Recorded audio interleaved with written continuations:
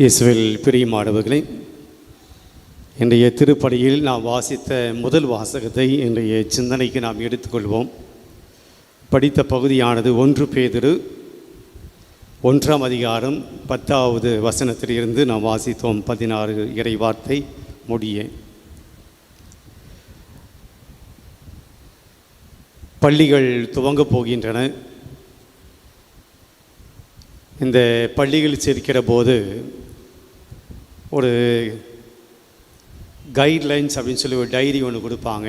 இந்த பள்ளியில் இதுதான் கைட்லைன்ஸ், இந்த யூனிஃபார்ம், இந்த டைமிங், இந்த சிலபஸ் இருக்கிறது அப்படின்னு சொல்லி கல்லூரிகளில் பள்ளிகளில் இந்த பள்ளியில் படிப்பதற்குண்டான கைட்லைன்ஸ் இதுதான், இந்த கல்லூரியில் படிப்பதற்குண்டான கைட்லைன்ஸ் இதுதான். இப்படியாகத்தான் உங்களுடைய மாணவன் மாணவி வர வேண்டும், இப்படித்தாகத்தான் உங்களுடைய இளைஞர்கள் கல்லூரிக்கு வர வேண்டும் என்று ஒரு சில கைட்லைன்ஸ் வைத்திருப்பது வழக்கம். எப்படி வேணாலும் போகலாம், எப்படி வேணால் வரலாம் என்று எந்த பள்ளியும் எந்த கல்லூரியும் இருக்காது. இன்றைக்கு நிறைய நம்ம வாழ்க்கை இப்படி தான் வாழணும், ஒரு குடும்ப வாழ்க்கைன்னா இப்படி தான் இருக்கணும், ஒரு தனிப்பட்ட மனுஷனுடைய வாழ்க்கை இப்படி தான் இருக்கணும் என்று சொல்லி நிறைய மோட்டிவேஷ்னல் ஸ்பீக்கர்ஸ், நமக்கு உற்சாகம் கொடுக்கக்கூடிய வழிகாட்டக்கூடிய நிறைய எழுத்தாளர்கள் வாழ்க்கைன்னா இப்படி இதுதான் சரியான வாழ்க்கை, இப்படி தான் இருக்கணும் என்று வாழ்க்கை எப்படி இருக்க வேண்டும் என்று சில பிரின்சிபல்ஸ், சில கைட்லைன்ஸ் கொடுப்பது வழக்கம். ஒரு கம்பெனி எடுத்துக்கொண்டால் இதுதான் கைட்லைன்ஸ், இந்த கம்பெனி இப்படி தான் ரன் பண்ணணும், இப்படி தான் செயல்பட வேண்டும், இப்படி தான் இருக்கணும், இந்த நேரத்துக்கு வரணும், இந்த நேரத்துக்கு போகணும் என்று ஒரு கம்பெனி. ஆக எல்லா இடங்களிலும் இப்படியாகத்தான் வாழ வேண்டும், இப்படியாகத்தான் இருக்க வேண்டும் என்ற ஒரு கைட்லைன்ஸ் நம்மை வழிநடத்துவதற்குண்டான ஒரு பாதையை, ஒரு வழிமுறையை நமக்கு சொல்லிக் கொடுக்கிறார்கள். ஒரு கிறிஸ்தவனாக இருக்கிறவனா என்ன இருக்கணும், ஒரு கிறிஸ்தவனாக நாம் இருக்க வேண்டும் என்றால் அதற்குண்டான கைட்லைன்ஸ் என்ன, அதுக்குண்டான நெறிமுறைகள் என்ன, வழிமுறைகள் என்ன என்று நாம் பார்த்தோம் என்றால், பேதுரு இன்றைக்கு முதல் வாசகத்தில் ஒரு சில கைட்லைன்ஸ் கொடுக்கிறார். இதுதான் அப்படின்ட்டு இல்லை, ஆனால் இந்த வழிமுறைகள் நாம் பின்பற்ற வேண்டும் என்று பேதுரு சொல்லுகிறார்.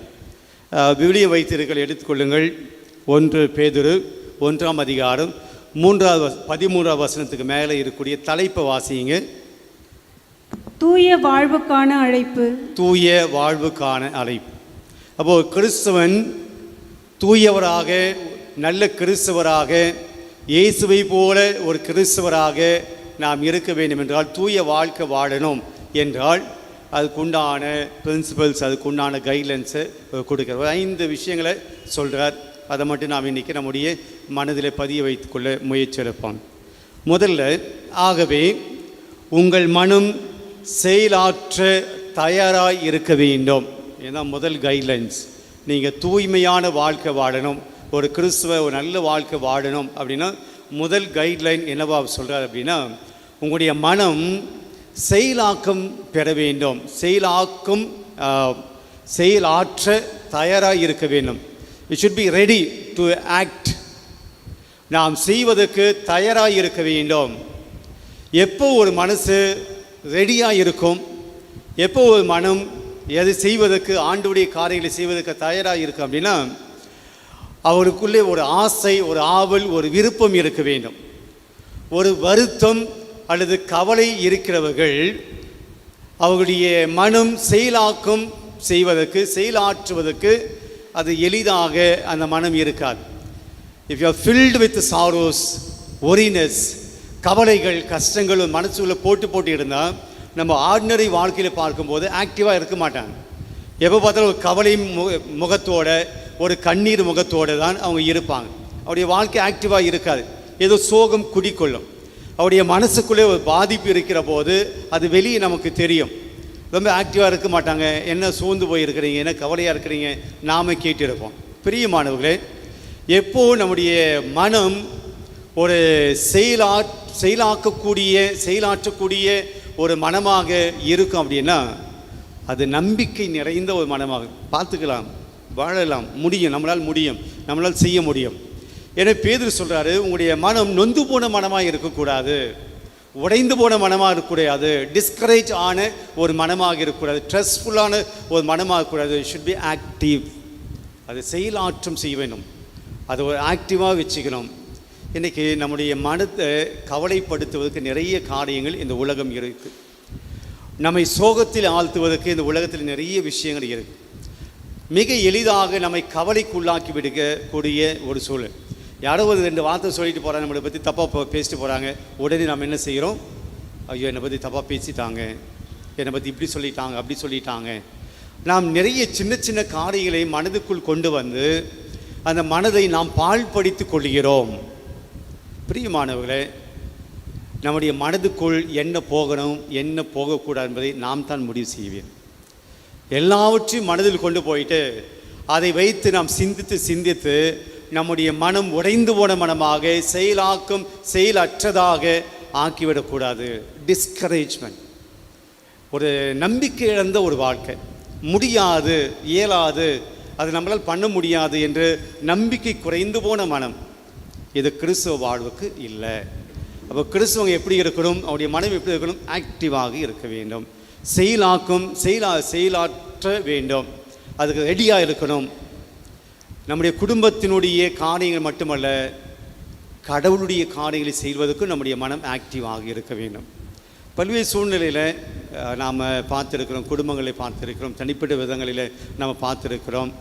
ஸோ ஒரு ஆக்டிவாக இல்லாத, ஒரு சுறுசுறுப்பு இல்லாத வாழ்க்கையில் எதுவுமே எல்லாமே நொந்து போயிடுச்சு, எல்லாமே ஒன்றும் இல்லை, இனிமேல் வாழறதுக்கு ஒன்றுமே இல்லை என்று இருக்கக்கூடிய மனிதர்கள் நாம் நிறைய பார்க்க முடிகிறது. பிரியமானவர்களே, கிறிஸ்தவர்கள் உடைந்து போகக்கூடாது, மனம் நொந்து போகக்கூடாது. நம்முடைய கடவுள் நம்மை வழி நடத்துகிறார். அவர் நம்ம கைவிட மாட்டார். அவர் நமக்கு தெம்பு கொடுப்பார், நம்பிக்கை கொடுப்பார். அது நம்ம நல்லதாக மாற்றுவார். இன்றைக்கி இருக்கக்கூடிய துன்பம் நாளைக்கு போயிடும், இன்றைக்கி இருக்கக்கூடிய பிரச்சனை நாளைக்கு போயிடும். கடவுள் நம்மை வழி நடத்துவார் என்ற இந்த நம்பிக்கை நமக்கு மனதுக்குள்ளே இருக்கிற போது நாம் உடைந்து போனவர்களாக, கலங்கி போனவர்களாக நாம் இருக்க மாட்டோம். ஆக ஒரு கிறிஸ்தவன் எப்படி இருக்கணும்? தைரியமாக இருக்கணும். ஒரு கிறிஸ்தவன் எப்படி இருக்கணும்? மனம் உடைந்து போகக்கூடாது. சின்ன சின்ன துன்பங்கள் வாழ்க்கையில் வருகிற போது அதை நினைத்து வாழ்க்கையே போச்சு அந்த நிலைமைக்கு போகக்கூடாது. மாறாக கடவுளை நம்பி, கடவுள் என் கூட இருக்கிறார், அவர் என்னை கைவிட மாட்டேன்ற அந்த நம்பிக்கையோடு நாம் முன் செல்ல வேண்டும். இது முதலாவது. உடைந்து போன உள்ளத்தோடு அல்ல, மாறாக செயலாற்றக்கூடிய மனதோடு நாம் இருக்க வேண்டும். ரொம்ப எளிமையாக சொல்ல போனால், டிஸ்கரேஜ் ஆகாதீங்க, நம்பிக்கை இழந்து போகாதீங்க, நல்லது நடக்கும், இந்த கடவுள் நம்மை கைவிட மாட்டேங்கிற ஒரு நம்பிக்கையோடு வாழ்வது கிறிஸ்தவ வாழ்வுடைய முதல் ஒரு பிரின்சிபல், ஒரு கைட்லைன். 2வதாக வாசிப்போம். அறிவு தெளிவு உடையவர்களாய் இருங்கள். ஆமாம், we should be very matured. நாம் எது செய்யணும், எது செய்யக்கூடாது, எது தேவை, எது தேவையில்லை, எது பண்ணணும், எது பண்ணக்கூடாது என்று நாம் தெளிவாக யோசிக்கக்கூடியவர்களாக, சிந்திப்பவர்களாக இன்றைக்கு நாம் இருக்க வேண்டும். அதுவும் குறிப்பாக இந்த உலகத்தில், இந்த காலகட்டத்தில் நாம் இருக்கிறோம். இன்றைக்கு இந்த உலகத்தில் எது நல்லது, எது கெட்டது என்ற ஒரு குழம்பி போன ஒரு சூழ்நிலையில் நாம் வாழ்ந்து கொண்டிருக்கிறோம். பிரியமானவர்களே, இந்த பழத்தையெல்லாம் சாப்பிடலாம், இந்த பழத்தை மட்டும் சாப்பிடக்கூடாது. ஆண்டவர் ஆதாம் ஏவாளிடம் ஒரு கட்டளை கொடுக்கிறார். இந்த பழங்களை எல்லாம் சாப்பிடலாம், ஆயிரக்கணக்கான மரங்கள் இருக்குது, ஆனால் இதை மட்டும்தான் சாப்பிடக்கூடாது. சாத்தான் என்ன சொல்லுது ஆதாம் ஏவாளிடம்? இந்த மரத்தினுடைய கனியை உண்டால் என்ன, நீங்கள் கடவுளை ஆவீங்க, அதெல்லாம் ஓகே. நீங்கள் அறிவு தெளிவு பெற்று நன்மை தீமையை நீங்கள் அறிவீர்கள். நன்மை தீமையை நீங்கள் அறிவீங்க. பாசிட்டிவாக சொல்கிறது போல இருக்குது. சாத்தான் நமக்கு ஏதோ பாசிட்டிவ், இது நன்மை, இது தீமை நம்ம அறிந்து கொள்வோம், நல்லது தானே, இது நன்மை, இது தீமைன்னு தெரிஞ்சால் நமக்கு நல்லது தானே. சாத்தான் நல்லது சொல்வது போல இருக்குது. நன்மை தீமை நீங்கள் அறிந்து கொள்வீர்கள். பிரியமானவர்களே, நன்மை தீமை நீங்கள் அறிந்து கொள்வீர்கள் என்ற வார்த்தை நாம் உற்று கவனிக்கிற போது, எது நன்மை எது தீமைன்னு சொல்லி நான் தான் முடிவு பண்ணுவேன், கடவுள் அல்ல. சாத்தான் சொல்லக்கூடிய விஷயம் என்னவென்றால், தீமை நன்மை என்பது கடவுள் முடிவு செய்து வச்சிருக்கிறார். ஆனால் சாத்தான் ஆதாம் ஏவாளை சொல்லு, நீ நன்மை தீமை அறிவாய், இது உனக்கு நன்மைன்னா நீ முடிவு பண்ணு, இது உனக்கு தீமைனா நீ முடிவு பண்ணு. இன்றைய உலகத்தில் அப்படியாகத்தான் மனித வாழ்க்கை போய்கொண்டே இருக்கிறது. அவரவர் இது நன்மை முடிவு செஞ்சுக்கிறாங்க, அவரவர் இது தீமை அவன் முடிவு பண்ணிக்கிறான். உங்களுக்கு நன்மையானது எனக்கு நன்மையானதாக இருக்க வேண்டிய அவசியம் இல்லை, உங்களுக்கு தீமையானது எனக்கு தீமையாக இருக்க வேண்டிய அவசியம் இல்லை. நான் என்னுடைய நன்மையை முடிவு செய்கிறேன், நான் என்னுடைய தீமையை நான் முடிவு செய்கிறேன். நீங்கள் உங்கள் நன்மையை முடிவு செய்கிறீங்க, நீங்கள் உங்கள் தீமையை முடிவு செய்கிறீங்க. அவரவருடைய போக்கின்படி இந்த உலகம் போய்கொண்டே இருக்கிறது பிரியமானவர்களே. அப்போ நன்மையை முடிவு செய்வது தீமையை முடிவு செய்வது நாம் அல்ல, கடவுள். கடவுள் நல்லது, கடவுள் இது கெட்டது என்று சொல்லி இருக்கிறார். ஆனால் இன்றைய உலகம் எப்படி போயிருக்கு? கெட்டதெல்லாம் நன்மையாக சொல்லி கொண்டிருக்கிறது, தீமையெல்லாம் நன்மை, தப்பு கிடையாது, இதெல்லாம் தப்பு கிடையாது, குடிக்கிறது தப்பு கிடையாது, ஸ்மோக் பண்ணுறது தப்பு கிடையாது, உறவு பெருமானிக்கும் இல்லாமல் வாழ்க்கை தப்பு கிடையாது, ஊர் உலகத்தை இதெல்லாம் நடக்கலையா, எல்லாமே சமரசம், எல்லாமே நியாயப்படுத்துவது. உலகத்தில் நடக்காத ஒன்றை நீ பண்ணுற, மற்றவங்க பண்ணாத நீ பண்ணுற, இதெல்லாம் கெட்டது கிடையாது, இதெல்லாம் தீமை கிடையாது, இதெல்லாம் சரி தவறானது கிடையாது, பண்ணு ஒன்றும் பிரச்சனை இல்லை, இதெல்லாம் சகஜமாக நடக்குது, உலகம் அது ஒன்றும் தடை செய்வது கிடையாது. எனக்கு மொபைலுக்கு எதை வேணாலும் பார்க்கலாம், அதெல்லாம் தடை செய்வது கிடையாது, அதெல்லாம் தப்பு கிடையாது, நானே முடிவு பண்ணிக்கிறேன். சாத்தான் அதான் சொல்லிச்சு, நன்மை தீமை நீ அறிவாய். அது கடவுள் உனக்கு சொல்லிக் கொடுக்கணும் அவசியம் கிடையாது, கடவுள் உனக்கு சொல்லணும் அவசியம் கிடையாது, நீ அறிந்து கொள்வாய். உனக்கு நன்மையான நீ அறிந்து கொள்வாய், உனக்கு தீமை நீ அறிந்து கொள்வாய். பெரியமானவரே, இப்படிப்பட்ட உலகத்தில் இருக்கிற போது பேதுரு சொல்கிறாரு, நாம் எப்படி இருக்கணும்? அறிவு தெளிவோடு இருக்க வேண்டும். உலகம் நல்லதான் சொல்லும், சினிமா நல்லதான் சொல்லும், கதாநாயகர்கள் நல்லதான் சொல்லுவாங்க, தலைவர்கள் இது நல்லதான் சொல்லுவாங்க. ஆனால் நீங்கள் நான் இது நல்லதா கெட்டதா என்று சொல்லி அறிவு தெளிவோடு இருக்க வேண்டும். இன்றைக்கு மருத்துவ உலகம் என்ன சொல்கிறது? இதெல்லாம் யூஸ் பண்ணலாம், இதெல்லாம் பண்ணிக்கலாம், இதெல்லாம் பண்ணிக்கலாம், அபாஷன்லாம் பண்ணிக்கலாம், உயிரை கொள்ளலாம். மருத்துவ உலகம் சொல்லுகிறது உயிரை வயிற்றிலே கொள்ளலாம், தாயின் வயிற்றில் உயிரை கருவை கொள்ளலாம். திருச்சபை என்ன சொல்லுகிறது?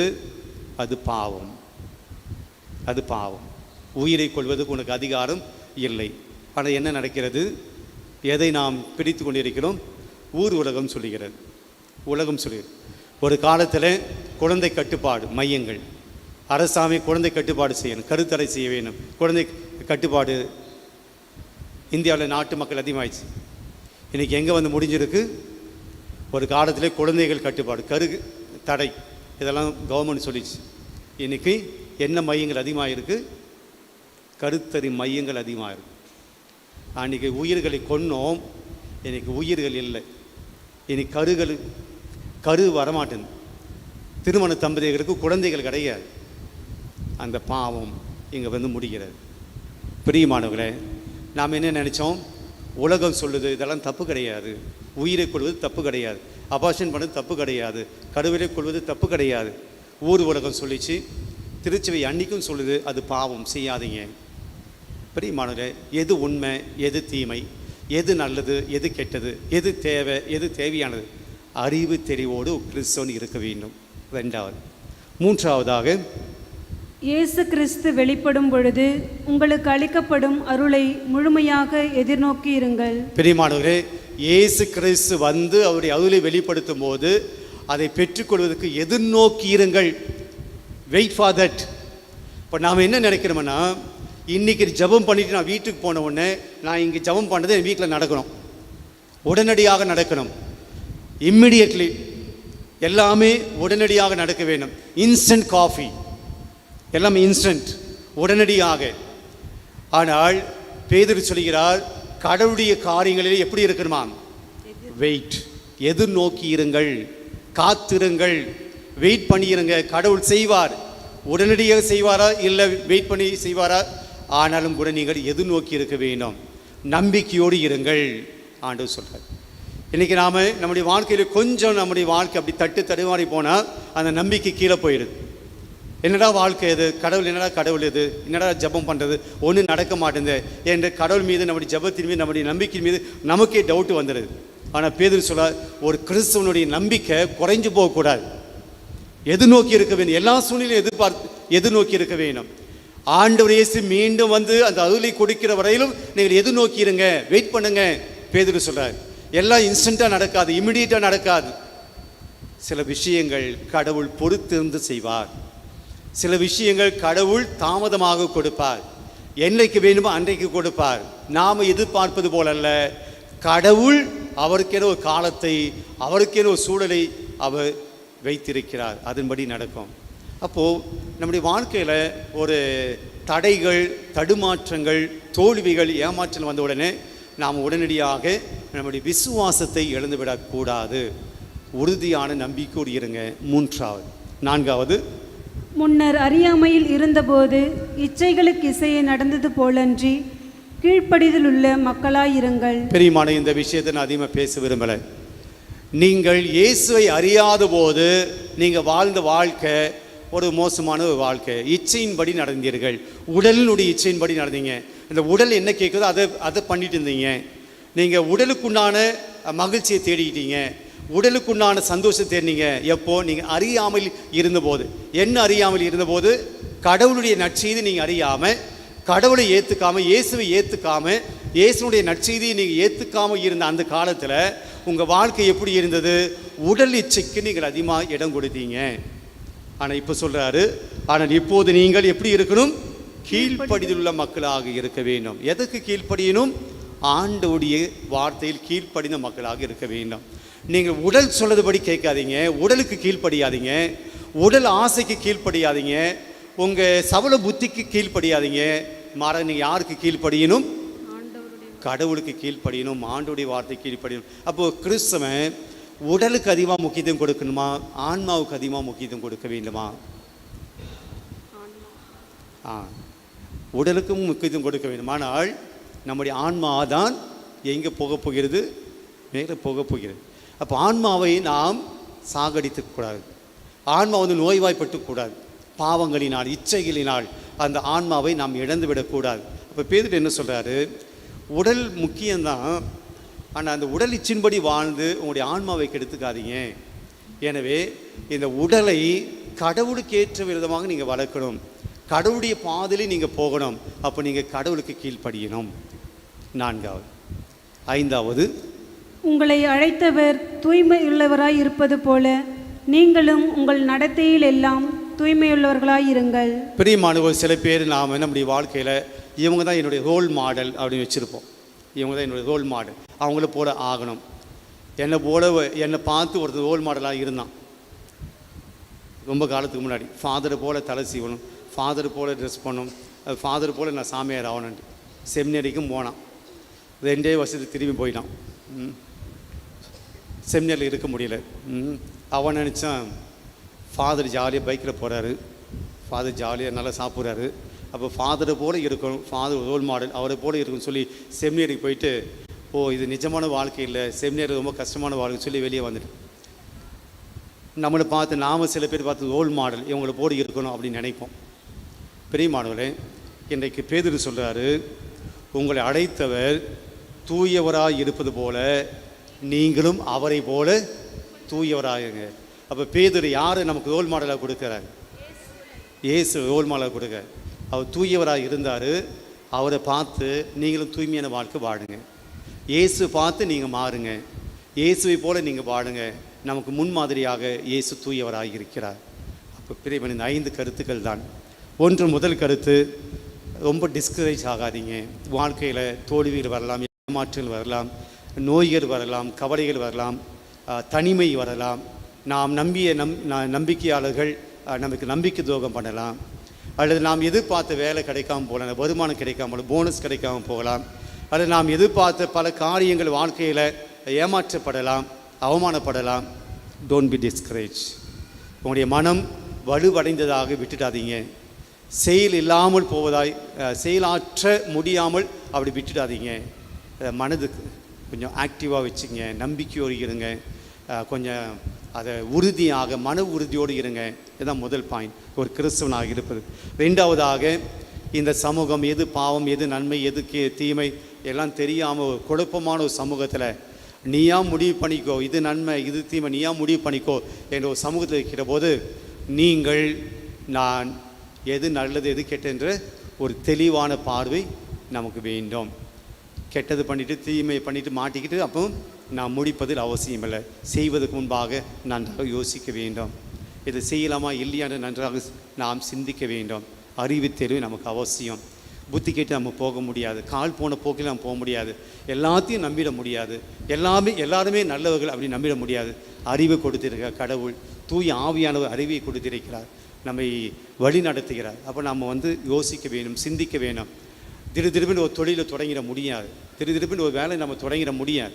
அப்படி என்றால் நமக்கு ஆண்டவர் சிந்திக்கக்கூடிய, தெளிவாக சிந்திக்கக்கூடிய அறிவை கொடுத்திருக்கிற போது அதை பயன்படுத்தி நல்லதை நாம் தேர்ந்தெடுக்க வேண்டும், உகந்ததை தேர்ந்தெடுக்க வேண்டும். அறிவு தெளிவோடு தெளிவுடையவராய் இருங்கள். மூன்றாவது, எது நோக்கிடுங்க. நம்பிக்கை கைவிடாதீங்க. நிச்சயமாக ஆண்டவர் நமக்கு செய்வார். நம்பிக்கையை கைவிடாதீர்கள், எது நோக்கி கைவிடாதீங்க. மூன்றாவது. நான்காவது, உடல் இச்சைகளில் உங்களுடைய வாழ்க்கையை தொலைச்சிடாதீங்க. உங்களுடைய உடல் இன்பத்தை அதிகமாக உங்களுடைய உடலுக்கும் உங்களுடைய மனதுக்கும் அதை கொடுத்துடாதீங்க. உடலை தூய்மையாக வைத்திருங்கள், ஆன்மாவை பாதுகாத்து கொள்ளுங்கள். ஐந்தாவது, கடைசியாக நம்முடைய ரோல் மாடல் ஆண்டவர் இயேசு இருக்கிறார். அவரை நாம் பற்றிக்கொள்வோம், அவருடைய வார்த்தையை நாம் பற்றிக்கொள்வோம். அப்போது நம்முடைய வாழ்க்கை கிறிஸ்தவ வாழ்க்கையாக, தூய வாழ்வுக்குண்டான ஒரு வாழ்க்கையாக அமையும்.